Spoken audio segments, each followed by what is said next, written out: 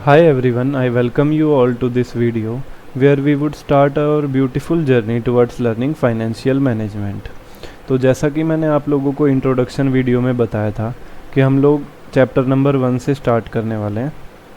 अगर आप लोगों ने इंट्रोडक्शन वीडियो नहीं देखी है तो मैं सजेस्ट करूँगा पहले आप लोग इंट्रोडक्शन वीडियो देख लीजिए, 10 मिनट के करीब की है, फिर आप लोग चैप्टर नंबर 1 से स्टार्ट कर सकते हैं। सो हम लोग ट्राई करने वाले हैं in the easiest and simplest way हम फाइनेंशियल मैनेजमेंट को समझें। तो चलिए स्टार्ट करते हैं।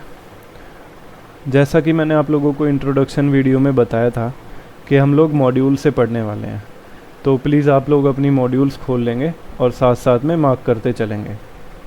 तो सबसे पहले हम लोग डिस्कस करने वाले हैं कि फाइनेंस क्या होता है। आप लोगों को गैस करना है थोड़ा सा। हम लोग ऐसे नहीं पढ़ने वाले हैं कि भाई बिल्कुल ही हम लोग बहुत कॉम्प्लेक्स टर्म्स यूज़ करेंगे। समझने के लिए हम बेसिक लैंग्वेज यूज़ करेंगे, बट उसके बाद हमें लर्न करना पड़ेगा जो लैंग्वेज हमें एग्ज़ाम में लिख कर आनी है, क्योंकि मार्क्स उसी के लिए मिलने वाले हैं।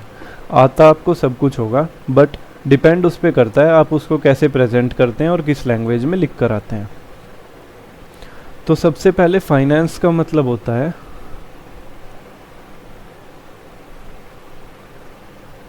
पैसे।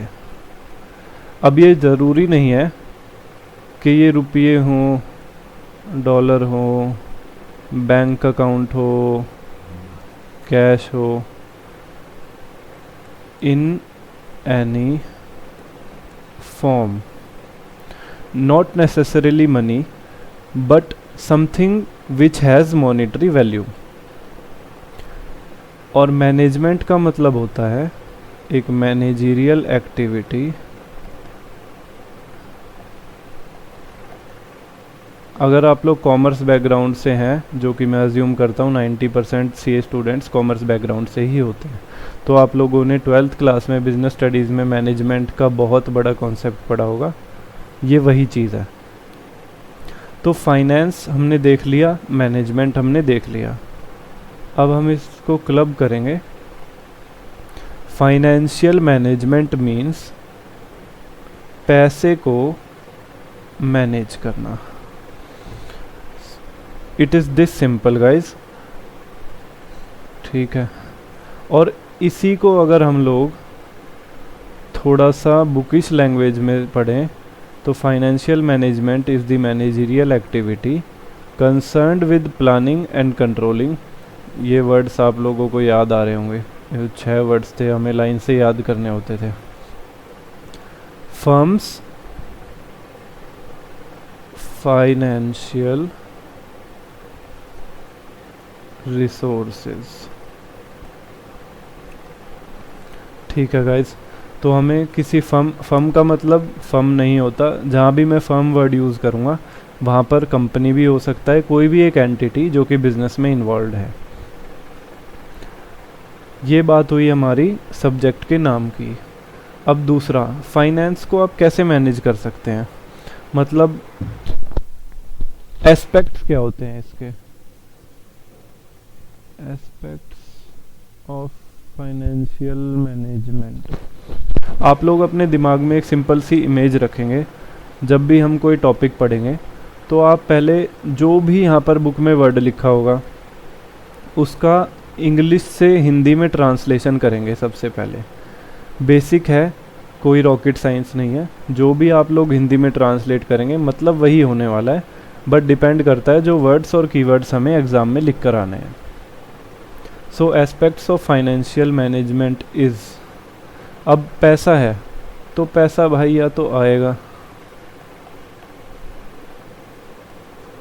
या जाएगा, इनफ्लो या आउटफ्लो। तो इनफ्लो में हम लोगों को देखना होता है प्रोक्योरमेंट। प्रोक्योरमेंट का मतलब होता है कि कहाँ से हम लेकर आएंगे पैसा, है ना। और आउटफ्लो का मतलब हो गया हमारा यूटिलाइजेशन ऑफ फंड्स। जो पैसा हम लेकर आए हैं उसको हम कहाँ यूज़ करने वाले हैं, उसका मतलब होता है यूटिलाइजेशन ऑफ फंड्स, ठीक है। तो ये कुछ बेसिक्स बातें थी जो कि हमारे सब्जेक्ट के लिए हमें समझनी ज़रूरी थी। अब हम लोग स्टार्ट करने वाले हैं, अपनी मॉड्यूल से मैच करने वाले हैं ना। तो सबसे पहले हमारी मॉड्यूल में जो हमें दे रखा है वो है फाइनेंशियल मैनेजमेंट का first chapter, scope and objectives of financial management. जो इंट्रोडक्शन है उसमें कुछ बेसिक सी बातें दी गई हैं हमें कि हम लोगों को सबसे पहले डिसाइड करना है कि कौन से एसेट्स लेकर आने हैं, कितनी हमारी टोटल इन्वेस्टमेंट लगने वाली है।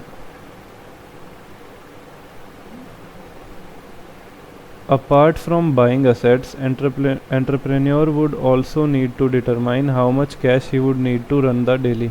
ये होता है हमारा वर्किंग कैपिटल रिक्वायरमेंट, और ये हो गया हमारा कैपिटल एक्सपेंडिचर। ठीक है। To decide what resources need to tap to finance, तो कहाँ से प्रोक्योर करना है। ये एक बेसिक सा एग्जांपल उन्होंने दिया है समझाने के लिए कि हमें फाइनेंशियल मैनेजमेंट में करना क्या होता है। ये देखिए हमें पर्पस दे रखा है, financial management is concerned with efficient acquisition, ये हमारा इनफ्लो वाला, प्रोक्योरमेंट एंड एलोकेशन, ये हो गया हमारा आउटफ्लो जो कि यूटिलाइजेशन। ठीक है। अब जो ये टॉपिक है ना, इसको आप स्टार मार्क करेंगे, बल्कि 3 स्टार मार्क करने वाले हैं, क्योंकि ये सबसे इम्पॉर्टेंट एस्पेक्ट है फाइनेंशियल मैनेजमेंट का।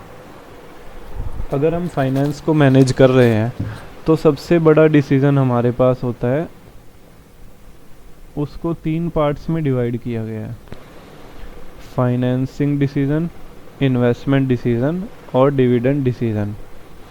फाइनेंसिंग डिसीज़न का मतलब होता है हमें पैसा कहाँ से लेकर आना है।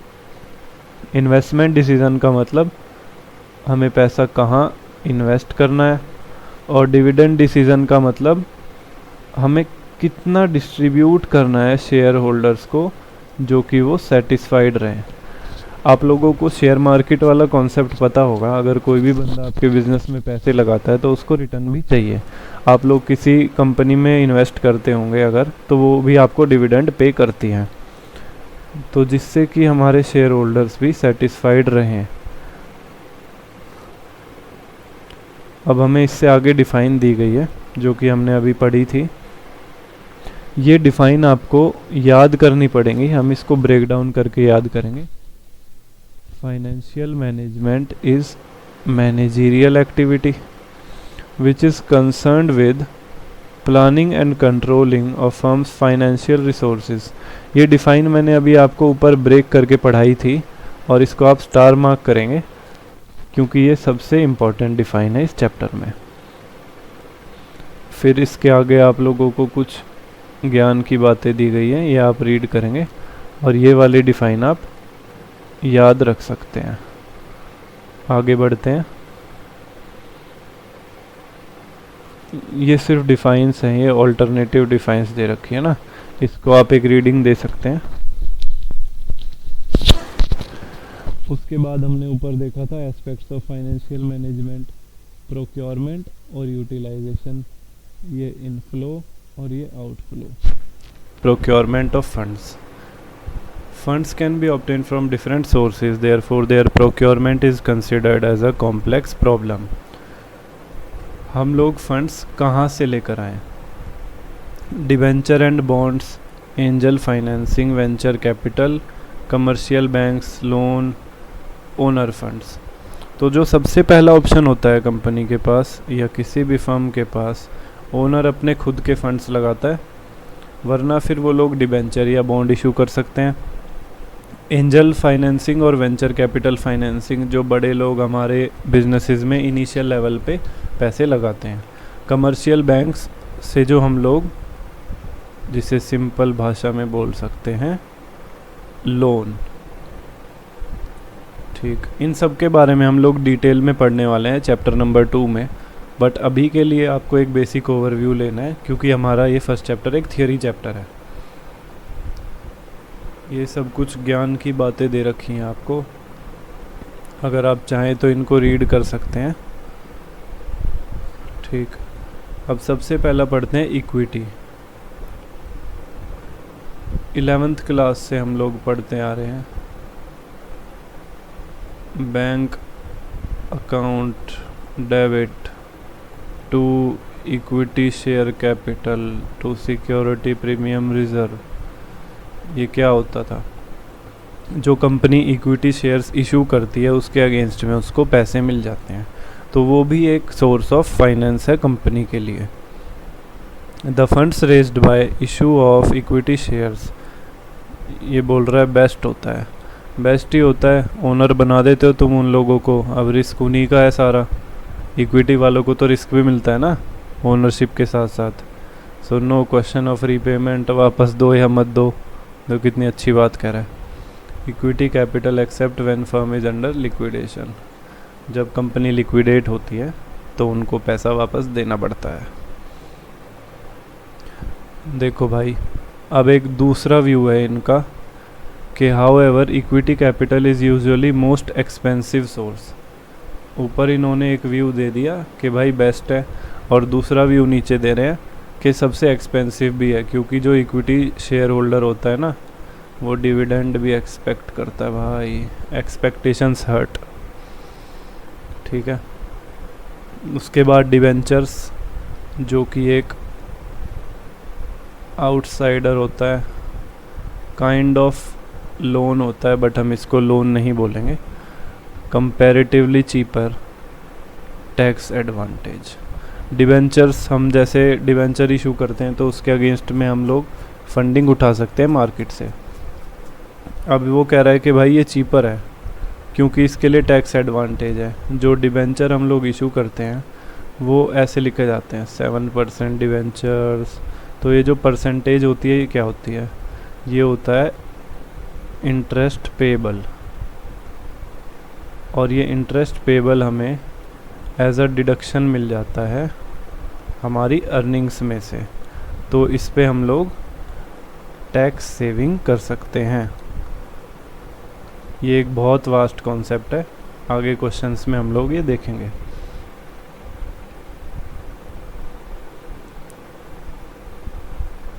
इसमें एक पॉइंट आपको ध्यान रखना है, अगर एग्ज़ाम में आता भी है तो आपको ये ज़रूर लिखना है, interest payment has to be made whether और not the company makes profit.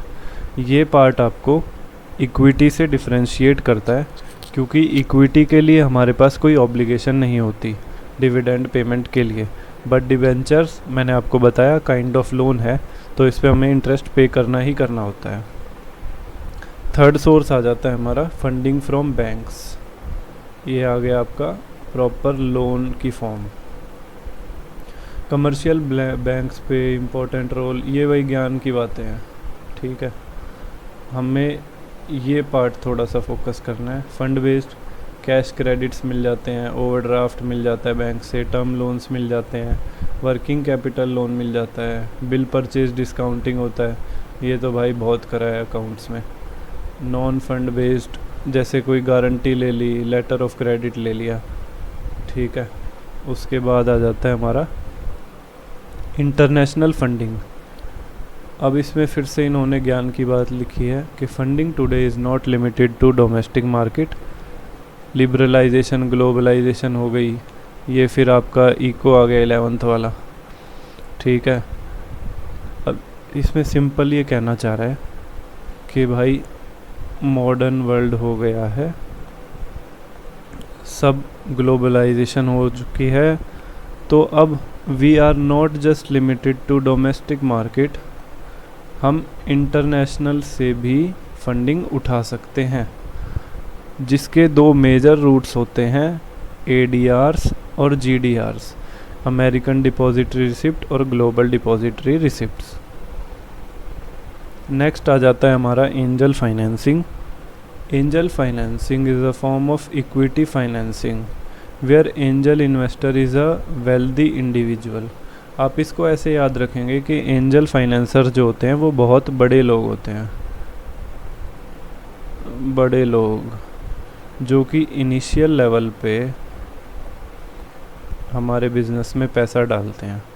अब ये इन्होंने एक स्टैंडर्ड बेंचमार्क दे रखा है कि जो टिपिकली एंजल फाइनेंसर्स होते हैं वो हमारे बिजनेस में 25 to 60% तक पैसा लगा देते हैं। ये हमें बिलीव करते हैं कि हाँ हमारा बिज़नेस अच्छा चल सकता है, तो ये लोग हमारे उसमें पैसा लगा देते हैं। एक बात और इन्होंने लिखी है कि ये सोर्स लास्ट ऑप्शन है स्टार्टअप्स के लिए। अब भाई क्योंकि आपको इतनी इक्विटी देना कौन वो करेगा। इक्विटी का मतलब क्या होता है? इक्विटी का मतलब ओनरशिप होता है ना। अब आप कहीं से ये चाहोगे कि मेरे को पैसे मिल जाएं तो मैं अपनी बिज़नेस की ओनरशिप दे दूं, तो ये लास्ट ऑप्शन बताया गया है। अब बात आती है यूटिलाइजेशन की। हमने दो एस्पेक्ट्स पढ़े थे, एक प्रोक्योरमेंट और एक यूटिलाइजेशन। तो प्रोक्योरमेंट हमने देख लिया कि उसके बहुत सारे सोर्सेज होते हैं प्रोक्योरमेंट के। अब हम लोग देखेंगे कि यूटिलाइजेशन कहाँ कहाँ होती है। Finance manager is also responsible for utilisation. अब ये इसमें ये बोल रहा है कि भाई हमने प्रोक्योर तो कर लिया, अब फाइनेंस मैनेजर का ये भी रोल है कि उसको यूटिलाइज़ कहाँ करे, ये भी डिसाइड करना है। तो यूटिलाइज़ होता है मेनली दो जगह, यूटिलाइजेशन फॉर फिक्स्ड असेट्स और यूटिलाइजेशन फॉर वर्किंग कैपिटल। ये होता है हमारा कैपिटल एक्सपेंडिचर और ये होता है हमारा रेवेन्यू एक्सपेंडिचर। पैसा यहीं तो यूज़ होगा भाई, या तो कैपिटल एक्सपेंस होगा या रेवेन्यू होगा, इसके अलावा तो कोई एक्सपेंस नहीं होता। कैपिटल एक्सपेंस पढ़ लेते हैं, या तो हम उससे फिक्स्ड असेट खरीद लेंगे या फिर डे टू डे नीड्स में यूज़ करेंगे पैसों को। Funds are to be invested in manner so that the company can produce optimum level without endangering its financial solvency. ये जो कीवर्ड्स है ना, ये मैं आपको लास्ट में बता दूंगा, जो आपको क्वेश्चंस के साथ लिखने होंगे, जिनके आपको मार्क्स मिलेंगे। Utilisation for working capital. The finance manager must also keep in view need for adequate working capital and ensure that while the firms enjoy optimum level of working capital they do not keep too much funds blocked for inventories. जो बड़े level पे business होते हैं ना, उनके लिए एक ये भी दिक्कत होती है कि उनको डे टू डे वर्किंग के लिए पैसे नहीं रह पाते उनके पास। अब मान लो मेरा कोई बिज़नेस है या आपका कोई बिज़नेस है, आपने बहुत सारी इन्वेंट्रीज़ ख़रीद ली या बहुत सारा पैसा आपके डेटर्स के पास पड़ा है, बट आपके पास अभी फंड्स ही नहीं आ रहे। आपको आज कोई बिल पे करना है बट उसके लिए फंड्स नहीं है, तो फिर इस तरीके से बिज़नेस नहीं चल पाता। तो ये दो वेज हमने देखे यूटिलाइजेशन के, ये भी आपको याद रखने नहीं है, ये याद हो जाएंगे आपको इवेंचुअली। फिर इन्होंने एक छोटा सा कॉन्सेप्ट दे रखा है, इवोल्यूशन ऑफ फाइनेंशियल मैनेजमेंट।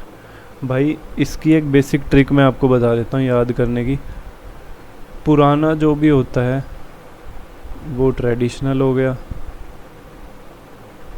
अब का जो भी है मॉडर्न हो गया, और इससे इसमें आने को क्या बोलते हैं? ट्रांजिशन बोलते हैं। पता है भाई तुम्हें, ट्रांजिशन वाली रील्स तो बहुत देख लेते हो इंस्टाग्राम पे। ठीक है, तो सबसे पहला होगा अपना ट्रेडिशनल फेज़। इस फेज़ में फाइनेंशियल मैनेजमेंट को कंसिडर किया जाता था only during occasional events such as takeovers, mergers, expansion. मतलब पुराने टाइम में फाइनेंशियल मैनेजमेंट को जब भी नेसेसरी मानते थे जब कोई बड़ा इवेंट अकर होता था कंपनी के लिए, जैसे कोई और कंपनी उसको टेक ओवर कर रही है, या दो कंपनी आपस में मर्ज हो रही है, या फिर कंपनी एक्सपेंड करना चाहती है। ठीक है, तो ये तो भाई गलत था। अब उसके बाद आया हमारा transitional phase. During this phase day to day problems were given importance. जब लोगों को धीरे धीरे समझ आने लगा कि फाइनेंशियल मैनेजमेंट ज़रूरी है, तो डे टू डे प्रॉब्लम्स को भी उन्होंने इम्पोर्टेंस दी। और लास्ट आ जाता है हमारा modern phase. Modern phase is still going on. हाँ भाई, मॉडर्न में ही चल रहे हैं हम तो। Scope of financial management has greatly increased now. अब तो बहुत इम्पोर्टेंट मानते हैं हम फाइनेंशियल मैनेजमेंट को। क्योंकि इसके बिना कोई भी कंपनी प्लान नहीं कर सकती, और नहीं करेगी तो फिर स्ट्राइव नहीं कर सकती। फाइनेंस फंक्शंस या फिर फाइनेंस डिसीजंस, ये 3 तो आपको बिल्कुल रट के रखने हैं, ठीक है। इन्वेस्टिंग, फाइनेंसिंग और डिविडेंड, जिनके बारे में हम अभी पीछे पढ़ चुके हैं, उन्हीं फंक्शंस को आगे इन्होंने और एक्सप्लेन किया हुआ है। इन्वेस्टमेंट डिसीजन का मतलब selection of assets in which funds will be invested by firm, हमें पैसा कहाँ लगाना है। ये जो वर्ड्स मैं आपको लिख रहा हूँ साइड में, ये आप लोग लिख सकते हैं अपने रेफरेंस के लिए। पेंसिल यूज़ करेंगे तो ज़्यादा अच्छा रहेगा, क्योंकि जब आप इसको दोबारा पढ़ेंगे ना, तो अभी ये चीज़ें आप लोगों के लिए नई है। मान लो मैं अब इस पे दोबारा आता हूँ रिवाइज़ करने, है ना, मैं आया इन्वेस्टमेंट डिसीज़न, तो मैं ये पूरा पैराग्राफ नहीं पढ़ना चाहूँगा, ये चीज़ आपको रिवीजन में भी काम आएगी। मैं सिर्फ ये पार्ट देखूँगा, अपना हैंड रिटन लिखा हुआ, मुझे ये पता चल जाएगा कि इन्वेस्टमेंट डिसीज़न का मतलब पैसा कहाँ लगाना है। दूसरा आ जाता है हमारा financing decision, acquiring the optimum finance, पैसा कहाँ से लेकर आना है, ये भी लिख लेंगे आप साइड में, ऊपर कहाँ लगाना है और यहाँ पे कहाँ से लेके आना है। आप इसको समझने के लिए इंग्लिश भी लिख सकते हैं, कैसे भी लिख सकते हैं, चैटिंग करते हो ना जैसे, वैसे ही लिखना। तीसरा आ जाता है dividend decision, determination as to how much and how frequently cash can be paid out of the profits, कि कितना हमें शेयर होल्डर को देना है। ये लेक्चर ख़त्म होने के बाद एक बार कोई भी शेयर ट्रेडिंग प्लेटफॉर्म खोलना या गूगल खोलना, उस पर देखना कौन सी कंपनी सबसे ज़्यादा डिविडेंड देती हैं आपको। आज की डेट में तो कुछ कंपनीज आपको एफडी के रिटर्न से भी ज़्यादा डिविडेंड पे आउट कर रही हैं, ठीक है। अब इन्होंने बता रखा है हमें short term finance decision function. ऊपर वाले जो भी हमने देखे वो लॉन्ग टर्म है, शॉर्ट टर्म के लिए working capital management. Working capital management का मतलब आपको अपनी day to day needs of the business, उसके लिए जो पैसा होता है उसको वर्किंग कैपिटल मैनेजमेंट बोलते हैं, है ना। इसके बाद हमें कुछ पॉइंट्स दिए हैं इम्पोर्टेंस ऑफ फाइनेंशियल मैनेजमेंट के, ये आप लोग याद भी कर सकते हैं, मतलब आपको बाय हार्ट ये याद रखना है, ऐसे कोई स्ट्रिंजेंटली याद नहीं रखना। अब इम्पोर्टेंस ऑफ फाइनेंशियल मैनेजमेंट के, भाई फाइनेंशियल मैनेजमेंट करने का ज़रूरत क्यों है हमें, ठीक है। तो जैसे अभी हमने ऊपर पढ़ा था, मॉडर्न फेज़ में ओवर एम्फसाइज नहीं करना, money is to an enterprise what is oil to an engine, किसी इंजन को चलाने के लिए जो ऑयल काम करता है वही काम किसी एंटरप्राइज के लिए मनी करता है। ये तो भाई हमें पता ही है, बहुत बेसिक बात है, बट मैंने आपको बोला पता हमें सब है, हमें बस उसको लैंग्वेज में कैसे लिखना है। आपको 100 बातें पता है, मैं अभी आपको बोलूँगा कि उसको लिख कर बताओ, वो भी ऐसे इंग्लिश में, तो आप नहीं लिख पाएंगे। आपको आता सब है, मैं बस आपको ये बताऊँगा कि पढ़ना कैसे है, पढ़ना भी आपको खुद ही है भाई। तो चलो भाई लोग आगे देखते हैं क्या दे रखा है। Taking care not to overinvest. अब फिक्स्ड असेट में ऐसा नहीं है कि आपके पास भाई पैसा था तो आपने फिक्स्ड असेट ही ख़रीद लिए ज़बरदस्ती के, जो कि लिक्विड नहीं होते। आपको पता है फिक्स्ड असेट जल्दी से हम सेल नहीं कर सकते हैं। अगर आपको फंड्स की नीड होगी तो क्या करोगे, balancing cash outflow with cash inflow. Inflow और आउटफ्लो को हमें मैनेज करके चलना है, दोनों में बैलेंस बना के रखना है। ऐसा ना हो कि आपका आउटफ्लो ज़्यादा हो रहा है, इनफ्लो कम हो रहा है, इनफ्लो ज़्यादा हो रहा है, आउटफ्लो कम हो रहा है, तो भी दिक्कत हो सकती है। हो सकता है आपको पैसे ज़्यादा लगाना हो, आप ना लगा रहे हो। Ensuring that there is a sufficient level of short term working capital. आपकी डे टू डे नीड्स के लिए आपके पास सफिशेंट पैसे होने चाहिए। Setting sales revenue targets that will deliver growth, ये आप रीड करेंगे आपको समझ आएगा, बहुत बेसिक इंग्लिश है। Increasing gross profit by setting the correct pricing of products, आपको अपने प्रोडक्ट्स का प्राइस सही रखना है जिससे कि वो मार्केट में बिके और आपको प्रॉफिट भी हो। Controlling the level of general and administrative expense, अगर आपको इंक्रीज़ इनकम करना है तो आपको डिक्रीज़ एक्सपेंस भी करना पड़ेगा ना। ऐसा नहीं हो सकता कि आप सिर्फ इनकम को इंक्रीज़ करने पे फोकस करें। जब तक आपके एक्सपेंस कंट्रोल नहीं होंगे, मैनेज नहीं होंगे, उनका लेवल सेट नहीं रहेगा, तब तक प्रॉफिट में नहीं आ सकते हैं।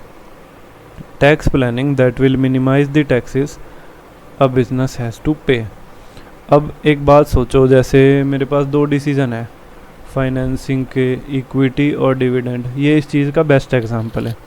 अगर आप इक्विटी फाइनेंसिंग करेंगे तो जो आपका प्रॉफिट आएगा उसमें से फिर आप डिविडेंड पे करेंगे, इस पे आपको टैक्स डिडक्शन नहीं मिलती। बट जो डिबेंचर से जो आप लोग करेंगे उस पे आपको इंटरेस्ट पे करेंगे, उस इंटरेस्ट पे आपको टैक्स डिडक्शन मिलती है। तो खर्चा आपका यहाँ भी हुआ, यहाँ भी हुआ, बट यहाँ पे आपको टैक्स डिडक्शन मिल गई, आपको टैक्स कम पे करना पड़ेगा। तो ये भी हमें आगे डिटेल में क्वेश्चंस में पढ़ना है, बट बेसिक मैंने आपको यहाँ पर बता दिया है। हाँ जी, तो गाइस नेक्स्ट टॉपिक है हमारा स्कोप ऑफ फाइनेंशियल मैनेजमेंट। देखो, हो सकता है आप लोगों को लग रहा हो कि ये तो इम्पोर्टेंट नहीं है, ये एग्ज़ाम में नहीं आता, और हो सकता है इस चैप्टर में से एक नंबर का भी आपके एग्ज़ाम में ना आए, कोई भी एमसीक्यू भी ना बने। बट मेरे अकॉर्डिंग ये चैप्टर आप लोगों को एक बेसिक अंडरस्टैंडिंग लेने के लिए काफ़ी ज़रूरी है, क्योंकि हम लोग पढ़ने वाले हैं, हम उस चीज़ में एंटर करते हैं। जो फर्स्ट चैप्टर हमारा इंट्रोडक्शन का हमें दे रखा है, उससे हमें ये पता चलता है कि भाई हमें करना क्या है ना, और ये सब्जेक्ट है क्या। अब जैसे आप नेक्स्ट वाले टॉपिक में पढ़ने वाले हैं, टॉपिक नंबर 6 में स्कोप ऑफ फाइनेंशियल मैनेजमेंट। अब फाइनेंशियल मैनेजमेंट करने के लिए हमें सबसे पहले determine the size of enterprise, कि एंटरप्राइज का साइज क्या है, स्मॉल, मीडियम, लार्ज, कैसी एंटरप्राइज है। उसके बाद determination of rate of growth, क्या ग्रोथ हमें अचीव करनी है। फिर हम करेंगे determination of composition of assets of enterprise, किसी एंटरप्राइज ने अपने असेट्स किस प्रपोर्शन में और किस कंपोजिशन में रखे हुए हैं, कितने उसके पास फिक्स्ड असेट्स हैं, कितने करंट असेट्स हैं, इनका क्या प्रपोर्शन है। Determining the mix of enterprise financing, जो हमने फाइनेंसिंग डिसीजन पढ़ा था ना, कंपनी ने कहाँ से फाइनेंसिंग ले रखी है, मतलब कहाँ से पैसा उठा रखा है। उसके बाद analysis, planning and control of financial affairs of the enterprise. पहले 3 पॉइंट्स में हमने एंटरप्राइज के बारे में समझा, उसके बाद उस पर एनालिसिस किया, प्लानिंग करी और कंट्रोल्स लगाएंगे जिससे कि हम फाइनेंशियल अफेयर्स को संभाल सकें। नेक्स्ट आता है हमारा role of financial controller. Financial controller कोई भी हो सकता है एक ऑर्गेनाइजेशन में। बड़ी ऑर्गेनाइजेशंस में मेनली ये सीएफओ होते हैं, और छोटी में मैनेजर, और इवन उससे छोटी में प्रोप्राइटर खुद भी ये काम करते हैं। Role of financial controller has undergone changes over the years, ये कुछ बेसिक बातें आपको दी गई हैं ज्ञान की, ये अगर आपको टाइम मिलता है तो आप इसको रीड करेंगे कि किसी भी एंटरप्राइज में कोई फाइनेंशियल कंट्रोलर क्या क्या काम करता है। हम इसको चार्ट के थ्रू समझ लेते हैं। कोई भी फाइनेंशियल कंट्रोलर है, ये फाइनेंशियल कंट्रोलर बना देते हैं हम एक पर्सन, स्माइल भी करवा देते हैं इसको। तो इसका मेन ऑब्जेक्टिव होना चाहिए maximisation of share value. Share value का मतलब जो कंपनी की वेल्थ है उसको मैक्सिमाइज करना, ठीक है। उसके लिए उसको करने पड़ेंगे फाइनेंशियल डिसीजंस, जो कि हम लोग ऑलरेडी पढ़ चुके हैं, तीसरी बार ये हमें दिख रहा है शायद सामने। और इन डिसीजंस को लेने के टाइम वो अपने दिमाग में क्या रखेगा, trade off between return and risk. आप लोगों को एक बात पता होनी बहुत ज़रूरी होती है कि रिस्क और रिटर्न डायरेक्टली रिलेटेड होते हैं ईच अदर। जितना ज़्यादा रिस्क होगा रिटर्न्स की पॉसिबिलिटी भी उतनी होगी, जितना आप कम रिस्क लेना चाहते हैं उतनी रिटर्न्स की पॉसिबिलिटी भी कम होगी। रिटर्न मतलब प्रॉफिट्स। इसको स्टार मार्क करेंगे। Objectives of financial management. देखो फाइनेंशियल मैनेजमेंट हमने देख लिया क्या होती है, कौन करेगा, कैसे करेगा। बट अब यहाँ पर हम लोग देखने वाले हैं किस लिए करेगा। कोई भी ऑर्गेनाइजेशन किस पर्पज के लिए फाइनेंशियल मैनेजमेंट करेगी। इसके हमारे दो ऑब्जेक्टिव होते हैं सिर्फ, प्रॉफिट मैक्सिमाइजेशन एंड वेल्थ और वैल्यू मैक्सिमाइजेशन। प्रॉफिट मैक्सिमाइजेशन में हमारा फोकस रहता है ऑन इंक्रीजिंग द प्रॉफिट्स, और वेल्थ मैक्सिमाइजेशन में हमारा फोकस रहता है increasing the value of enterprise. Value कैसे बढ़ेगी, वही इक्विटी, नेटवर्थ, ठीक है। तो सबसे पहले हम लोग देख लेते हैं profit maximisation. It has been traditionally argued that the primary objective of a company is to earn profit। भाई ये तो कब से पढ़ते आ रहे हैं ना हम ये चीज़, कि कोई भी काम आप किस लिए करते हैं, कि हमें भाई पैसे चाहिए और पैसे के लिए हमें चाहिए प्रॉफिट। फाइनेंस मैनेजर को ऐसे डिसीजंस लेने पड़ेंगे इस मैनर में जो कि प्रॉफिट्स मैक्सिमाइज हो। अब ये जो टर्म है ना प्रॉफिट, ये वेग है। वेग का मतलब होता है धुंधला। इसका मतलब हमारे पास कोई क्लैरिटी नहीं है कि इसका एग्जैक्टली मतलब क्या होता है। It conveys a different meaning to different people. हर बंदे के लिए प्रॉफिट का मतलब अलग होता है। किसी के लिए प्रॉफिट का मतलब होता होगा कि भाई मेरे को सेल्स ज़्यादा करनी है, रिवेन्यू ज़्यादा अर्न करना है। किसी के लिए प्रॉफिट होता होगा उसकी इनर सेटिस्फैक्शन के मुझे पब्लिक के लिए कुछ करना है। नेक्स्ट पॉइंट आ जाता है हमारा, profit maximisation has to be attemptive realisation of risk involve. मैंने आप लोगों को बताया था कि रिवेन्यू दैट इज जो कि हम लोग करते हैं प्रॉफिट के लिए, तो प्रॉफिट और रिस्क में डायरेक्ट रिलेशन होता है। तो जब भी हम कोई डिसीजन लेंगे प्रॉफिट मैक्सिमाइजेशन के लिए, उसमें रिस्क को भी कंसिडर करेंगे। यहाँ पे आपको वही एक्सप्लेन कर रखा है कि यहाँ पे डायरेक्ट रिलेशनशिप होती है रिस्क और प्रॉफिट में। जहाँ ज़्यादा रिस्क होगा वहाँ हाई प्रॉफिट होगा, higher the risk higher possibility of profits. सब वही बातें लिखी हैं जो हमने नॉर्मल भाषा में समझ ली हैं। Profit maximization as an objective does not take into account the time pattern of returns। ये वाला जो अपना पॉइंट है ना, इसके लिए हमें एक इलस्ट्रेशन दी हुई है, इलस्ट्रेशन नंबर 1 जो अभी हम करने वाले हैं। अब इसमें एग्जाम्पल दिया है कि जैसे हमारे पास कोई दो प्रपोजल हैं ए और बी।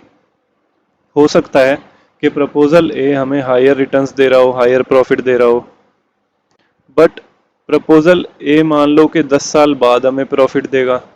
प्रपोजल बी प्रॉफिट कम देगा बट अर्ली और क्विक देगा। तो ये भी एक तरीके का डिसीजन हो गया ना। बट प्रॉफिट मैक्सिमाइजेशन में हम टाइम को कंसिडर नहीं करते हैं, हम प्रॉफिट को कंसिडर करते हैं। जहां पर प्रॉफिट ज़्यादा होगा उस डिसीजन के साथ हम जाएंगे, उस ऑप्शन के साथ हम जाएंगे। Profit maximisation as an objective is too narrow. ये देखो फिर यहाँ पे ना ऐसे लिखा होगा कि पुराने टाइम में होता था सिर्फ प्रॉफिट, अब हम लोग मॉडर्न वर्ल्ड में आ गए हैं, अब ट्रेड प्रैक्टिसेस बढ़ गई है, तो फिर अब सोशल और मोरल ऑब्लिगेशंस को भी कंसिडर किया जाता है। उन सब के आगे प्रॉफिट को नैरो माना जाता है। यहाँ हमारा प्रॉफिट मैक्सिमाइजेशन कंप्लीट हो गया। अब देखेंगे वेल्थ मैक्सिमाइजेशन या फिर वैल्यू क्रिएशन। तो देखो wealth maximisation model, wealth maximisation model क्या होता है, उसमें हमें दे रखा है वेल्थ का मतलब क्या होता है। Wealth is present value of benefits less present value of cost. एक एग्जांपल लेते हैं। आज किसी प्रोजेक्ट में मेरे 10,000 रुपये लग रहे हैं और वो अगले 5 साल तक मुझे 5,500 रुपये देगा। तो हम इन जनरल क्या करते हैं, हम इन सबको टोटल कर देते हैं। 25,000 हम रिटर्न मान लेंगे। देखो ये बहुत बेसिक चीज़ है, बिजनेस नॉलेज है ये।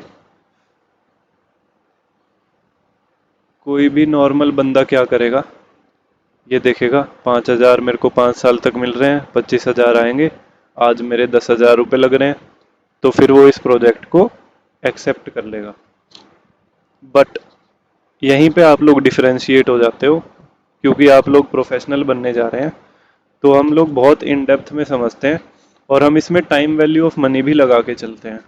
अब हो सकता है ये जो आने वाले 5 साल बाद हमें 5,000 रुपये मिल रहे हैं, इसकी वैल्यू आज की डेट में 2,000 ही हो। इन्फ्लेशन भी तो होती है ना।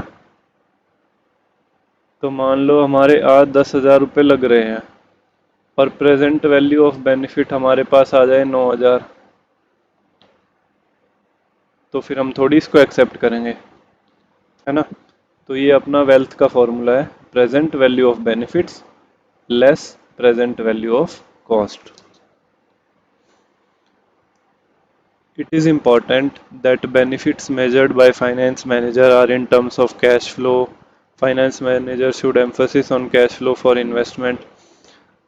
अब देखो वेल्थ निकालने के लिए हमें प्रेजेंट वैल्यू किसकी निकालनी है, बेनिफिट्स की निकालनी है ना। बेनिफिट्स का मतलब क्या हुआ, इनफ्लो। तो इनफ्लो कैसे निकलेगा, इनफ्लो इन 3 तरीके से निकलेगा। ठीक है, जो कैश फ्लो आएगा हमारा, फिर हम उसको इन 3 अप्रोच में लगा सकते हैं।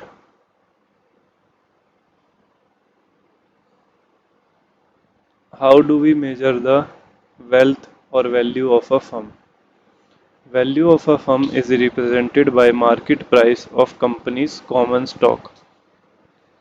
आज आप लोग ये लेक्चर देखने के बाद कोई भी ट्रेडिंग प्लेटफॉर्म खोलेंगे, उस पे किन्हीं 5 कंपनीज का शेयर प्राइस देखेंगे, उससे आपको पता चलेगा इस कंपनी की क्या वेल्थ है। और शेयर प्राइस में आप मल्टीप्लाई करेंगे नंबर ऑफ शेयर्स, तब आती है हमारे पास मार्केट कैपिटलाइजेशन। किसी भी ट्रेडिंग प्लेटफॉर्म को आप खोलेंगे ना, तो वहाँ पे शेयर प्राइस तो हमें चार्ट्स में दिखता है ऊपर, और कंपनी की मार्केट कैप भी नीचे दी होती है। इस पे आपको थोड़ी सी रिसर्च करनी पड़ेगी। ये एक चार्ट दे रखा है, इसमें भी फिर वही वाली बातें लिखी हुई हैं, इसको थोड़ा सा आप लोग ध्यान रखेंगे। Value of a firm is equal to number of shares into market price of shares, ये मैंने अभी आप लोगों को ऊपर बताया। और वैल्यू निकालने का एक दूसरा तरीका भी होता है, value of equity plus value of debt. ये दोनों सोर्स ऑफ फाइनेंस हैं जो कि हमने पढ़े थे थोड़ी देर पहले, कि कंपनी ने कितना इक्विटी से पैसा उठाया है और कितना डेट से पैसा उठा रखा है। अब ये कुछ पॉइंट्स हमें दिए हुए हैं वेल्थ मैक्सिमाइजेशन की सपोर्ट में, कि वेल्थ मैक्सिमाइजेशन कैसे वर्क करता है। ठीक, तो इसने बोला है कि इससे हमें हायर ग्रोथ रेट मिल जाता है, लार्जर मार्केट शेयर मिल जाएगा, लीडरशिप मिल जाएगी मार्केट में, एम्प्लॉय वेलफेयर प्रमोट करेंगे, कस्टमर सेटिस्फेक्शन हो जाएगी, इम्प्रूव कर सकते हैं community life, supporting education and research. ये देखो, ये वाला चैप्टर जो है, इसमें जो टॉपिक्स हैं वो एग्ज़ाम में आने की बहुत कम प्रोबेबिलिटी है, मैंने ये बात आप लोगों को बताई।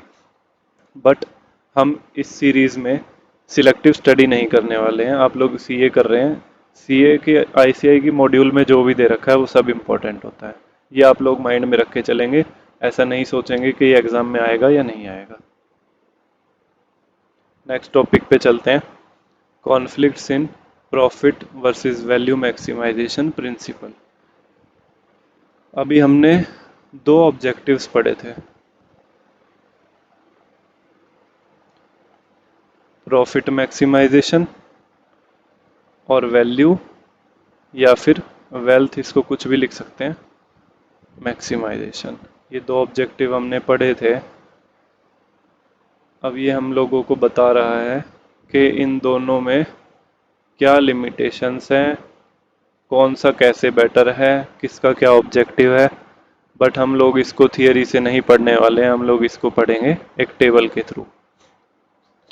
जो हमारे दो गोल्स थे वो यहाँ पर लिखे हुए हैं, प्रॉफिट मैक्सिमाइजेशन ऐसे होगा और वेल्थ मैक्सिमाइजेशन ऐसे होगा। तो प्रॉफिट मैक्सिमाइजेशन में हमारा ऑब्जेक्टिव क्या रहता है, लार्ज अमाउंट ऑफ प्रॉफिट्स, के हायर हमारे प्रॉफिट्स हो जाएं, और यहाँ पे होता है highest market value of shares, या तो हमारा प्रॉफिट बढ़ जाए या फिर शेयर्स का मार्केट प्राइस बढ़ जाए। प्रॉफिट मैक्सिमाइजेशन के एडवांटेजेस, इजी टू कैलकुलेट है, easy to determine link between financial decision and profit. अब इसमें डिसीजन लेना आसान होता है, ये कहना चाह रहा है कि हमारा प्रॉफिट बढ़ रहा है तो हमने डिसीजन सही लिया है, ये अज्यूम कर सकते हैं हम, या फिर जिस तरफ हमारा प्रॉफिट बढ़ रहा होगा हम वो वाले डिसीजंस को प्रेफर करेंगे। अब इसकी डिसएडवांटेजेस क्या है, emphasises on short term gains, profit बढ़ाने के लिए हमें शॉर्ट टर्म गेन्स ही बढ़ाने पड़ते हैं, ये लॉन्ग टर्म पर्सपेक्टिव को इग्नोर करके चलता है। फिर इग्नोर्स रिस्क और अनसर्टेनिटी, जो फ्यूचर अनसर्टेनिटीज होती हैं उनको भी ये वाली अप्रोच इग्नोर करती है। Ignores the timing of returns, ये पॉइंट हमने पीछे भी पढ़ा था कि इस वाले ऑब्जेक्टिव में टाइमिंग नहीं देखते हैं, क्योंकि हो सकता है 10 साल बाद पैसा आना स्टार्ट हो प्रॉफिट बढ़ाने के लिए। ये हम लोग एक इलस्ट्रेशन करने वाले हैं, उससे आपको बहुत बेटर समझ आने वाला है। उसके बाद रिक्वायर्स इमीडिएट रिसोर्सेज, प्रॉफिट बढ़ाने के लिए हमें इमीडिएट डिसीजन लेने पड़ते हैं, उसके लिए हमें इमीडिएट रिसोर्सेज चाहिए। अगर मैं आज सोचता हूँ कि मैं अपनी सेल्स बढ़ा दूँ तो उसके लिए मुझे अपनी प्रोडक्शन भी बढ़ानी पड़ेगी और उसके लिए मेरे को उतना ही रॉ मटेरियल और ख़रीदना पड़ेगा। नेक्स्ट आ जाते हैं वेल्थ मैक्सिमाइजेशन की एडवांटेजेस पे। एडवांटेज, ये जो इसकी डिसएडवांटेजेस थी ना, इनमें से कुछ इसकी एडवांटेज बन जाएंगी। Emphasises on long term gain, long term perspective देख के चलते हैं हम। रिस्क और अनसर्टेनिटी को भी रिकॉग्नाइज करता है, टाइमिंग को भी कंसिडर करेगा और शेयर होल्डर्स के रिटर्न को भी कंसिडर करता है। डिसएडवांटेजेस क्या है, offers no clear relation between financial decisions and share price, can lead to management anxiety and frustration. ये पॉइंट क्या कह रहा है, इसमें इनको काम ज़्यादा करना पड़ेगा तो स्टाफ को फ्रस्ट्रेशन हो जाएगी। क्या बात कही है। आ गई हमारी इलस्ट्रेशन जिसका हम बहुत देर से वेट कर रहे थे। देखो इसमें क्या है, हम लोगों को दो प्रोडक्ट दिए हुए हैं, प्रोडक्ट एक्स और प्रोडक्ट वाई, और उनकी प्रोजेक्टेड अर्निंग्स दे रखी हैं ओवर नेक्स्ट 5 ईयर्स, कि ये दोनों प्रोजेक्ट नहीं, ये दोनों प्रोडक्ट हमें आने वाले 5 साल में कितना रिटर्न देने वाले हैं। ईयर वाइज हमें इनकी अर्निंग्स दे रखी हैं प्रोजेक्टेड। तो अगर हम टोटल करते हैं, आने वाले 5 साल में प्रोडक्ट एक्स हमें 50,000 रुपये देने वाला है और प्रोडक्ट वाई हमें 55,000 रुपये देने वाला है। तो अगर हम इसको जनरली देखते हैं, जितनी इन्फॉर्मेशन अभी तक हमारे पास अवेलेबल है। तो कोई भी बंदा प्रोडक्ट वाई को ही सिलेक्ट करेगा।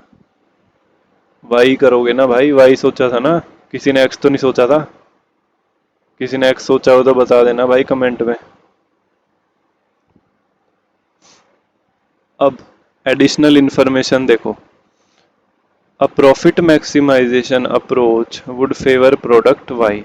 जो हमने प्रॉफिट मैक्सिमाइजेशन ऑब्जेक्टिव पढ़ा था, उसकी अप्रोच पढ़ी थी, उससे हम डेफिनेटली वाई को ही चूज करने वाले हैं। बट हाउएवर, अगर प्रोडक्ट वाई में रिस्क ज़्यादा हुआ तो एक्स से, तो फिर डिसीजन स्ट्रेट फॉरवर्ड नहीं हो पाएगा ना। अभी तक तो हमारे पास यही था कि भाई दो प्रोडक्ट हैं, एक 50,000 दे रहा है, एक 55,000 दे रहा है, तो किसको चूज करोगे? दूसरे को ही करते, 55 वाले को। बट अब इसने बोल दिया कि मान लो प्रोडक्ट वाई में एक्स से ज़्यादा रिस्क होगा, तो फिर हमें ट्रेड ऑफ करना पड़ेगा रिस्क और रिटर्न के बीच में। स्टॉक होल्डर्स को ज़्यादा रिटर्न चाहिए होता है इन्वेस्टमेंट से, एंड वाइस वर्सा। ठीक है, तो अगर वाई में रिस्क ज़्यादा होगा तो उस हिसाब से हमें रिटर्न भी ज़्यादा चाहिए। इसको हमें एनालाइज करना पड़ता है, इसकी बहुत लंबी प्रोसेस होती है। हो सकता है उसको एनालाइज करने के बाद प्रोडक्ट एक्स ज़्यादा बेनिफिशियल निकले। उसके बाद हम लोग पढ़ते हैं रोल ऑफ फाइनेंस एग्जीक्यूटिव। कोई भी फाइनेंस एग्जीक्यूटिव किसी एंटिटी में क्या काम करता है। मॉडर्न में ये होता है वो होता है जो हम पीछे पढ़ के आ चुके हैं। इसको थोड़ा आप लाइटली रीडिंग दे सकते हैं। मेन जो इसका कंटेंट है वो है यहाँ पर। कोई भी फाइनेंस एग्जीक्यूटिव किसी एंटिटी में फाइनेंशियल एनालिसिस करेगा, प्लानिंग करेगा, इन्वेस्टमेंट डिसीजंस लेगा, फाइनेंसिंग और कैपिटल स्ट्रक्चर डिसीजंस लेगा। ये डिसीजंस हमने जो 3 डिसीजन पढ़े थे उनमें से ही आए हैं। और किसी भी एंटिटी के फाइनेंशियल रिसोर्सेज को मैनेज करेगा और रिस्क को मैनेज करेगा।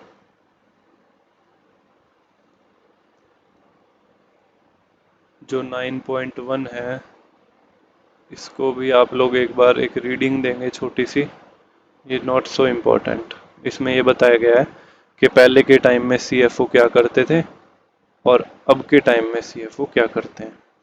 उनके कुछ रोल्स तो सिमिलर हैं अब भी, और कुछ रोल्स हमारे शिफ्ट हो गए हैं according to the need of the hour. Next topic आ जाता है हमारा फाइनेंशियल डिस्ट्रेस एंड इंसॉल्वेंसी। ये वर्ड आप लोगों ने पहले सुने हैं कभी? फाइनेंशियल डिस्ट्रेस का मतलब पता है क्या होता है? जब कंपनी स्ट्रगल करने लगती है मनी रिलेटेड मैटर्स में।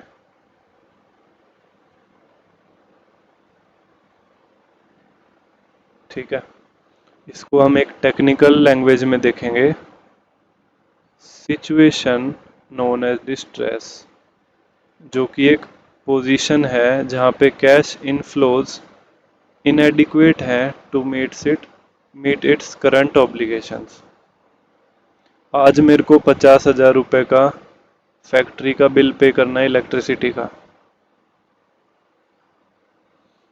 बट मेरे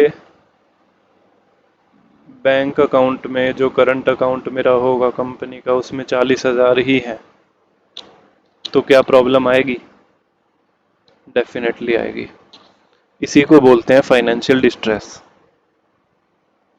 अब दूसरी इंसॉल्वेंसी का मतलब, insolvency basically means inability of a firm to repay various debts and is a result of continuous financial distress। अगर ये फाइनेंशियल डिस्ट्रेस कंटिन्यू करता रहता है लॉन्ग टाइम के लिए, फर्दर पीरियड में, फर्दर ईयर्स के लिए, ईयर 2, ईयर 3, ईयर 4,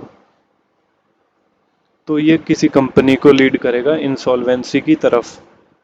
क्योंकि अगर मैं इन्हें पे नहीं करूँगा तो ये एक्यूमुलेट होते जाएंगे, एक्यूमुलेट होते जाएंगे तो क्या होगा? इंसॉल्वेंसी हो जाएगी। नेक्स्ट टॉपिक आ जाता है हमारा financial management with related disciplines. ये ये चीज़ें भी आप लोगों को रीड करनी है।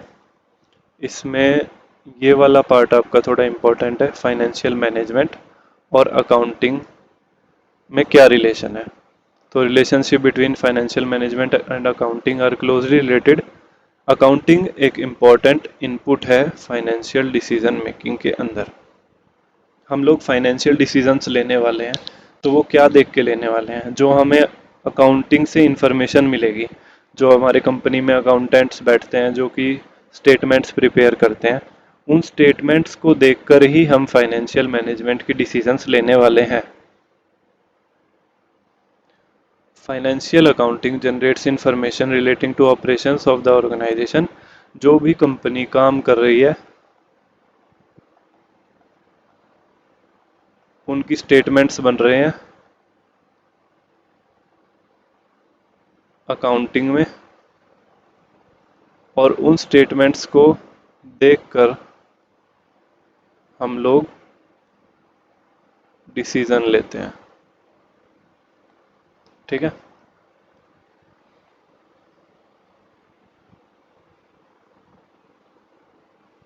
ट्रीटमेंट ऑफ फंड्स वाला पार्ट भी आप लोग एक बार रीड करेंगे, ये भी रीड करेंगे। Financial management and other related disciplines,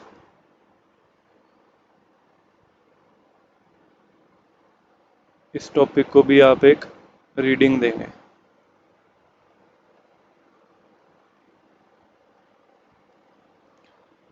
जो ये रीडिंग वाला पार्ट मैं आप लोगों को बता रहा हूँ ये आप स्किप भी कर सकते हैं, बट अगर आप लोगों के पास टाइम है तो डेफिनेटली इसको रीड करेंगे। अगर स्किप भी कर देते हैं तो कोई इशू नहीं है, जो मैं आप लोगों को समझा रहा हूँ वो सफिशेंट है। नेक्स्ट आ जाता है हमारे पास agency problem and agency cost. देखो, जो छोटी ऑर्गेनाइजेशन होती है ना, छोटी ऑर्गेनाइजेशन क्या होती है?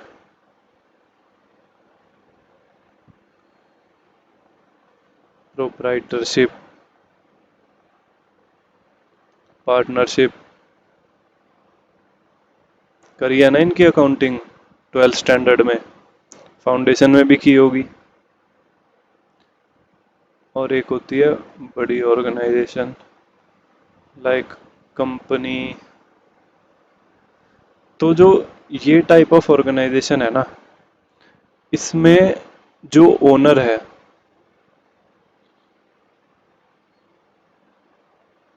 जनरली वही मैनेजर होता है। मैनेजर का मतलब ये नहीं कि मैनेजर की उसको पोस्ट दे दी। मैनेजर मतलब वो संभाल रहा होता है फाइनेंशियल इश्यूज ऑर्गेनाइजेशन के। बट जो ये वाली ऑर्गेनाइजेशन होती है ना, कंपनीज वगैरह, जो छोटी कंपनीज हैं, जो प्राइवेट लिमिटेड कंपनीज हैं, उनके तो मैनेजमेंट में फिर भी होते हैं ओनर्स। बट जो बड़ी कंपनीज हो जाती हैं उनके ओनर्स, जिसका मतलब हुआ शेयर होल्डर, और मैनेजर एक नहीं होते। यही बात हमारी इस पैराग्राफ में लिखी हुई है। ठीक है। और इसमें ये बताया हुआ है कि ओनर और मैनेजर अलग अलग होते हैं, तो एक प्रिंसिपल और एजेंट रिलेशनशिप बन जाता है दोनों के बीच में। ये मैनेजर्स जो लोग होते हैं ये ओनर्स के बिहाफ पे डिसीजंस लेते हैं। मेरे पास किसी कंपनी के 100 शेयर हैं तो मैं उसकी मैनेजमेंट थोड़ी देखता हूँ जाके, वो तो चलती रहती है। मैंने तो शेयर खरीद रखे हैं, मैं तो ओनर हूँ। ओनर हूँ भाई, ओनर बोला करो खुद को। शेयर खरीद लो और ओनर बोला करो कंपनी का खुद को। बट हम लोग मैनेजमेंट में नहीं जाते हैं, तो जो डिसीजंस होते हैं वो मैनेजर लेंगे। तो ओनर्स और मैनेजर्स के बीच में एक प्रिंसिपल एजेंट रिलेशनशिप बन जाता है। अब ये तो हमने पढ़ लिया कि एजेंसी होता क्या है। ठीक है।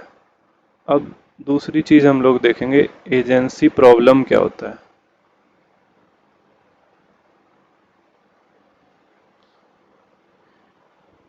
आप लोग अपनी मॉड्यूल में लिखेंगे एजेंसी प्रॉब्लम का मतलब ओनर और मैनेजर की वाइब मैच नहीं कर रही।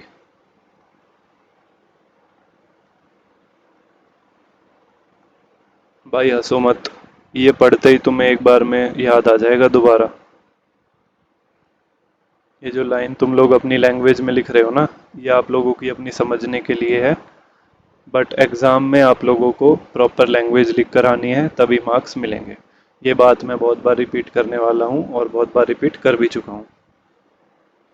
तो ओनर और मैनेजमेंट की वाइब मैच नहीं कर रही, इसका मतलब क्या हुआ? चांसेस दैट मैनेजर्स में place personal goals ahead of the goal of owners. हो सकता है ये जो मैनेजर है ये बहुत चंट आदमी हो, ये बोले भाई मैं तो अपना फ़ायदा पहले देखूंगा, ओनर से क्या मतलब, ओनर तो अपने घर बैठा है। हो सकता है ना। ठीक है, तो इसको बोलते हैं हम लोग एजेंसी प्रॉब्लम। अब एजेंसी प्रॉब्लम की वजह से एजेंसी कॉस्ट लगती है, क्योंकि ये चीज़ तो हम लोग नहीं चलने देंगे ना, कोई भी ओनर ये काम नहीं होने देगा। तो इस काम को रोकने के लिए वो लगाएगा एजेंसी कॉस्ट। ठीक, एजेंसी कॉस्ट में मेनली वो 4 टाइप्स के काम करेगा: monitoring, bonding, opportunity and structuring. मतलब उसको मॉनिटर करेगा कि भाई एजेंट अपना काम ढंग से कर भी रहा है कि नहीं कर रहा, उसके लिए रूल सेट करेगा। तो इन सब के लिए उसको स्ट्रक्चर सेट करेगा कि भाई किस तरीके से आपको काम करना है। तो इन सब के लिए हमारी कॉस्ट लगेगी। Addressing the agency problem. Agency problem arise करती है manager interest are not aligned to the interest of debt lender. यहाँ पर आप छोटा सा स्टार मार्क करेंगे। एजेंसी प्रॉब्लम की डिफाइन आप लोग यहाँ से बना सकते हैं। Agency problem of debt lender would be addressed by imposing negative convenience. Manager can not borrow beyond a point. ये एग्जांपल दिया हुआ है कि मान लो हमने एक रूल सेट कर दिया कि मैनेजर लाख रुपए से ज़्यादा बोरोइंग नहीं कर सकता अपने लेवल पे। तो अगर उसने कर दिया तो वो रूल ब्रीच हो गया, तो वहां पर फिर वो पकड़ा जाएगा। ठीक है, ये भी एग्जाम्पल ही था नीचे भी। Following efforts have been made to address these issues. अब एजेंसी प्रॉब्लम को रोकने के लिए ना हमने ये एफर्ट कर दिए हैं थोड़े से कि भाई ये दिक्कत आए ही नहीं। Managerial compensation is linked to profit of the company to some extent and also with long term objectives। देखो, अगर मैं किसी कंपनी का ओनर हूँ, मैंने कुछ मैनेजर्स को रखा हुआ है वहाँ पे, तो मैं ये काम कर सकता हूँ इंश्योर करने के लिए कि मैनेजर घपला ना करे या अपना फ़ायदा ना देखे। मैं उसको क्या बोलूँगा, भाई इस साल मेरा जितना भी प्रॉफिट हुआ ना, उसमें से कुछ फिक्स्ड परसेंटेज तेरा, तो उसको ले, मौज कर, सैलरी तो है ही, वो प्रॉफिट परसेंटेज पकड़ और अपना एंजॉय कर। ENJOY, एंजॉय कर। तो हो सकता है वो कंपनी के प्रॉफिट मैक्सिमाइजेशन पे ध्यान दे, कंपनी के फायदे पे ध्यान दे, और उसको कुछ लॉन्ग टर्म ऑब्जेक्टिव्स भी मैं दे सकता हूँ। मान लो मैंने उसको टारगेट दिया कि अगर 5 साल तक मेरी कंपनी इतना प्रॉफिट करती है तो मैं आपको कुछ शेयर्स दूंगा कंपनी के। तो ये सब हम बेनिफिट अगर उसको देंगे, बेसिकली लालच है भाई, उसको लालच दो कि वो ढंग से काम करे। Employee is also designed to address the issue with underlying assumption that maximization of stock price is the objective of investors। Employ के दिमाग में ये बात भर दो कि भाई तुम्हें काम इसलिए करना है कि कंपनी का फायदा हो। Effective monitoring can be done. यहाँ पे एक बनाओ छोटा सा, भाई कैसा होता है, ये मैंने बंदूक बना दी, कैमरा, उस पर नज़र रखेंगे, काम करता रहे ढंग से। ठीक है, यहाँ पे हमारा चैप्टर हो जाता है कंप्लीट। और अब हम लोग इसके देखने वाले हैं एमसीक्यूज। ये जो समरी है, नेक्स्ट टाइम जब आप इस चैप्टर को खोल कर देखेंगे थियरी पर्पस के लिए, क्योंकि हमारा एफएम में थियरी परसेंटेज बहुत कम है, इस वजह से आप लोग सिर्फ समरी देख सकते हैं, या फिर आप लोग ऐसे एक फटाक से पेज पलट पलट के ये साइड में जो हमने बातें लिखी है ना, ये देख सकते हैं और कुछ कीवर्ड्स देख सकते हैं, जिससे कि हमारे थियरी में एक आधा एमसीक्यू यहाँ से लग जाए। हो सकता है कि कोई 4 मार्क का क्वेश्चन भी आ जाए, बट ज़्यादा चांसेस हैं एमसीक्यू के आने के, इंडिपेंडेंट एमसीक्यू। चांसेस क्या भाई, प्रिडिक्ट तो नहीं कर सकते। देखो आपको बताया था मैंने, जो पेपर पैटर्न इंट्रोडक्शन वीडियो में बता रखा है वैसा ही आने वाला है। ठीक है, तो एमसीक्यू स्टार्ट करते हैं, फटाफट चैप्टर को वाइंड अप करेंगे। Focus on financial management is mainly concerned with decision related to। 3 star लगवाए थे मैंने आपके लिए। 3 स्टार वाला टॉपिक कौन सा था, जल्दी याद करो भाई, जिसमें कि 3 डिसीजन होते थे। फाइनेंसिंग भी होता था, इन्वेस्टिंग भी होता था, डिविडेंड भी होता था, है ना। तो अलग अलग तो ऑप्शन सिलेक्ट करेंगे नहीं, इसका आंसर हुआ all of the above. Main objective of financial management is to secure profitability, maximize shareholder wealth, enhancing cost of debt, या none of the above। Financial management के सिर्फ हमने 2 ऑब्जेक्टिव्स पढ़े थे। एक ऑब्जेक्टिव था, उसके कुछ डिसएडवांटेजेस ज़्यादा थे, वो नैरो भी था। और जो दूसरा ऑब्जेक्टिव पढ़ा था वो वाइड कॉन्सेप्ट था और वो अच्छा भी था। अब वो अच्छे वाला कौन सा था ये बताओ। प्रॉफिटेबिलिटी था? नहीं, ये तो नैरो वाला था ना, जो कि सारी चीज़ों को कंसिडर नहीं करता था। एनहेंसिंग कॉस्ट ऑफ डेट, भाई ये तो कोई ऑब्जेक्टिव ही नहीं था। मेन ऑब्जेक्टिव तो 2 ही थे, और नन ऑफ द अबव भी हो सकता है अगर ये ना होता तो इसका आंसर हुआ हमारा B, maximising share holder wealth was our second objective, which was better than increasing profitability वाला objective. The share holder value maximisation model holds that the primary goal of the firm is to maximize its। अब जो value maximisation model था उसका primary goal क्या था, क्या बढ़े हमारा, अकाउंटिंग प्रॉफिट बढ़ जाए या लिक्विडिटी बढ़ जाए? 1 मिनट लगा के सोचो भाई। भाई देखो नाम में लिखा है ना, वैल्यू बढ़ानी है, market value. Wealth maximisation approach is based on the concept of, भाई वेल्थ मैक्सिमाइजेशन फिर से आ गया, यही है इंपॉर्टेंट वाले जो मैंने आपको स्टार लगाए हुए ना, क्वेश्चंस वहीं से बनने वाले हैं। ये किस कॉन्सेप्ट पे बेस्ड था, cost benefit, cash flow, time value of money. मैंने वहाँ पर भी स्टार लगवाया था शायद, जिसमें कि ये तीनों ही थे। इसका आंसर भी है ऑल ऑफ द अबव। ठीक है, क्योंकि वेल्थ मैक्सिमाइजेशन कॉस्ट बेनिफिट को भी ध्यान रखता था, कैश फ्लो भी, और टाइम वैल्यू ऑफ मनी भी लगाता था। कैसे, प्रेजेंट वैल्यू लिखा था ना हमने वहाँ पे, present value of inflow less present value of cost. ठीक है, तो इसका आंसर हुआ all of the above. Management of all matters related to organisation finances is called. किसी ऑर्गेनाइजेशन के फाइनेंस को मैनेज करना उसको क्या बोलते हैं, सोचो। Inflow outflow management, allocation of resources, या फाइनेंस? भाई सबसे आसान एमसीक्यू, मैनेजमेंट ऑफ फाइनेंसेस सबसे पहले हमने डिफाइन पढ़ी थी, it is financial management. Which of the following is the disadvantage of having shareholders wealth maximisation goals. जो वेल्थ मैक्सिमाइजेशन ऑब्जेक्टिव था उसकी डिसएडवांटेज पूछी है इन्होंने हमसे। emphasizes short-term gains, ignores the timing of returns, requires immediate resources, offer no clear relationship between financial decisions and share price। अब देखो ये तो गलत है, शॉर्ट टर्म गेन तो प्रॉफिट वाले में होता था। इग्नोर्स द टाइमिंग, नहीं भाई ये तो टाइमिंग भी कंसिडर करता है। रिक्वायर्स इमीडिएट रिसोर्सेज, नहीं ये भी प्रॉफिट मैक्सिमाइजेशन की डिसएडवांटेज है, तो बचा ये।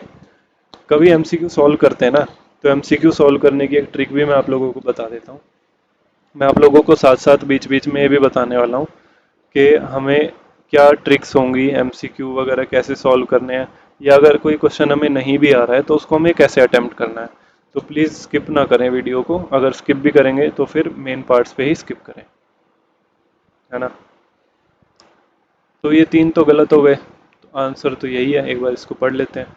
Offers no clear relationship between financial decisions and share price, जो कि हमने अभी पढ़ा भी था, जो कि ये वाला ठीक है। ये एक डिसएडवांटेज था हमारा वेल्थ मैक्सिमाइजेशन वाले का। Most important goal of financial management is, आंख बंद करके वेल्थ मैक्सिमाइजेशन। हमने दो ही ऑब्जेक्टिव पढ़े हैं, और उसमें आप लोग हमेशा ध्यान रखेंगे कि सबसे इम्पॉर्टेंट, सबसे बेनिफिशियल, विद लेस डिसएडवांटेजेस और मेजर फोकस आज की डेट में। ये चार तरीके से एमसीक्यू ये वाला पूछ सकता है। ये सब रहेगा वेल्थ मैक्सिमाइजेशन, ये आपको हमेशा याद रखना है। अब वेल्थ मैक्सिमाइजेशन अचीव करने के लिए फाइनेंस मैनेजर को केयरफुल डिसीजन लेना पड़ेगा, किस में, इन्वेस्टमेंट के लिए, फाइनेंसिंग के लिए, या फिर डिविडेंड के लिए। यहाँ पे भी मैं आंख बंद करके करूँगा all of the above. Early in the history of finance an important issue was, अब जो हिस्ट्री वाला पुराना ट्रेडिशनल फेज था, है ना, उसमें क्या इम्पोर्टेंट इशू था, लिक्विडिटी, टेक्नोलॉजी, कैपिटल स्ट्रक्चर, या फिर फाइनेंसिंग ऑप्शंस। तो देखो ट्रेडिशनल में टेक्नोलॉजी तो था ही नहीं, कैपिटल स्ट्रक्चर पे भी अभी फोकस होने लगा है, फाइनेंसिंग ऑप्शंस पहले ट्रेडिशनल में ज़्यादा मोड्स हमारे पास होते ही नहीं थे। तो लिक्विडिटी एक हमारा मेन कंसर्न रहता था, जो कि वर्किंग कैपिटल और फाइनेंशियल डिस्ट्रेस वाला हमने पढ़ा था, वो वाला पार्ट। और फाइनेंशियल डिस्ट्रेस बहुत ज़्यादा टाइम तक रहता था तो क्या हो जाता था, इंसॉल्वेंसी। ठीक, तीन एमसीक्यू और बचे हमारे, इन्हें भी खत्म करते हैं फटाफट। Which of the following are micro economic variables that help define and explain the discipline of finance. Finance को क्या डिफाइन करता है भाई, ये माइक्रो इकोनॉमिक तुम लोगों ने पढ़ा हुआ है बहुत पहले, 11th से पढ़ते आ रहे हो ना माइक्रो इकोनॉमिक्स, 12th में पढ़ा होगा मैक्रो इकोनॉमिक्स भी। रिस्क और रिटर्न, कैपिटल स्ट्रक्चर और इन्फ्लेशन। ये हमने एक पैराग्राफ स्किप किया था रीडिंग के लिए, उसमें आपको दे रखे हैं, जो इसका आंसर है all of the above. Financial management is mainly concerned with, financial management का main concern acquiring and developing assets to forfeit its overall benefit, acquiring, financing, managing assets to accomplish overall goal of business enterprise, efficient management of the business, या फिर sole objective of profit maximisation. Sole objective तो नहीं होता profit maximisation, दो होते हैं ना, और दो में भी दूसरा बेटर होता है। एफिशिएंट मैनेजमेंट ऑफ बिजनेस तो मेन कंसर्न नहीं होता इसका। Acquiring and developing assets to forfeit, और एक्वायरिंग, फाइनेंसिंग, मैनेजिंग, जो हमने तीन डिसीजंस पढ़े थे, तीन की फैक्टर्स पढ़े थे, वो तीनों मुझे इसमें दिखाई दे रहे हैं, तो आंसर होगा आपका B. Which of the following need not be followed by the finance manager for measuring and maximising shareholders wealth. Wealth measure करने के लिए इनमें से क्या फॉलो नहीं करना, accounting profit analysis, cash flow approach, cost benefit analysis, या फिर application of time value of money. तो ये मुझे याद है, ये तीनों हमने पढ़े थे, उसको ये वाला पार्ट नहीं देखना। उसके बाद थियोरेटिकल क्वेश्चन दे रखे हैं हमें, जिसमें पूछा है difference between financial management and accounting, जो भी हम रिलेशन जो हमने पढ़ा था उस वाले पैराग्राफ में आपको इसका आंसर मिल जाएगा। Financial management is concerned with acquisition and financing of short-term and long-term credit. Two aspects of finance function, three main consideration in procuring funds, wealth maximization or profit maximization objectives. Discuss the role of CFO. ये सारे topics हम लोग पढ़ कर आए हैं. Recent years there have been a number of environmental pollution and regulations. Maximization of wealth is still a realistic objective. ये फिर से शेयर होल्डर वेल्थ वाला टॉपिक आ गया है. ये जो पैराग्राफ्स आप लोगों को दिए हुए हैं, अगर जितना हम लोग पढ़कर आए हैं आपको ये सब याद आ रहा है तो ठीक है, एक बार वरना आप लोग ये पैराग्राफ खोलकर पीछे जाएंगे. पेजेस आपको दे रखे हैं, पैराग्राफ नंबर दे रखे हैं, एक रीडिंग आप देंगे. एमसीक्यू के आंसर वैसे तो मैंने करा दिए भाई, सही कराए होंगे, भरोसा कर लेना थोड़ा सा. ठीक है, तो यहाँ पर हमारा चैप्टर नंबर 1 कंप्लीट हो जाता है.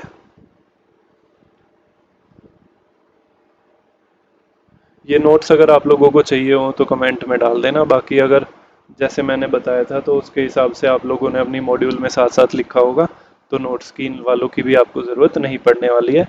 मॉड्यूल फोकस रह के पढ़ेंगे, मॉड्यूल से बाहर कुछ भी इम्पोर्टेंट नहीं होता है. ठीक है, चैप्टर 1 हमारा कंप्लीट होता है.